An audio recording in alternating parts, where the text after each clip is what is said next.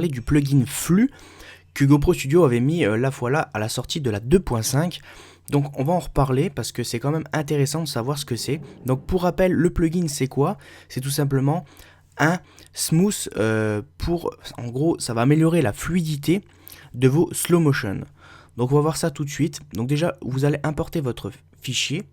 Donc vous appuyez sur le petit plus comme je viens de faire ici, ou vous allez tout simplement chercher votre clip. Donc bien entendu mettez souvent des clips à 60 images secondes ou plus, donc jusqu'à 120 images secondes on a sur la GoPro.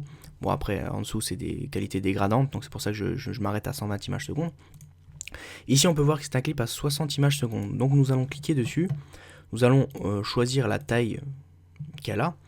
Donc pour poser un peu le plan, c'était moi sur un bateau en Turquie, où j'ai réalisé un petit salto arrière dans l'eau, rien de plus sensationnel. Donc là je réduis mon clip, ici je suis dans l'eau, je rentre dans l'eau, j'arrête mon clip ici. Donc je mets toujours la qualité au maximum et je mets ça à la conversions list. Ensuite on va aller dans convertir, vous allez convertir votre plan, rien de plus sensationnel.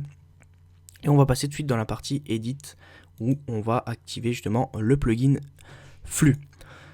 Donc vous n'êtes pas obligé de l'utiliser, à savoir que plus vous allez utiliser un plan où il y a des informations sur l'image, donc par exemple si vous utilisez un plan où il y a beaucoup de textures, de couleurs quand vous allez bouger ou vous allez rendre votre flux, donc quand vous allez réduire votre vitesse, et bien ça va tout simplement faire un petit flou autour de votre corps. Si vous le faites par exemple sur un décor assez uni, donc comme un ciel par exemple, et bien vous n'aurez pas ce problème.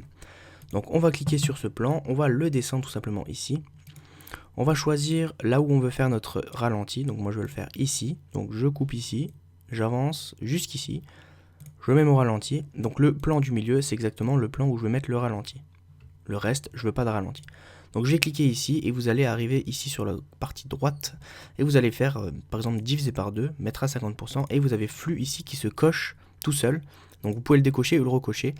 Et une fois que c'est mis, vous faites tout simplement une petite lecture, donc vous pouvez voir ce que ça donne. Hop, et on a notre petit ralenti. C'est vous après qui choisissez le pourcentage que vous souhaitez mettre à votre plan. Donc là on a du 50%, on peut mettre du 60%, n'importe.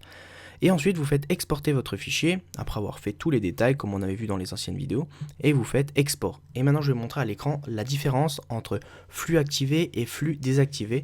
Donc à savoir une chose, pour exporter, je vous conseille, quand vous avez flux ici de cocher, cochez-le ici à l'exportation, c'est très important.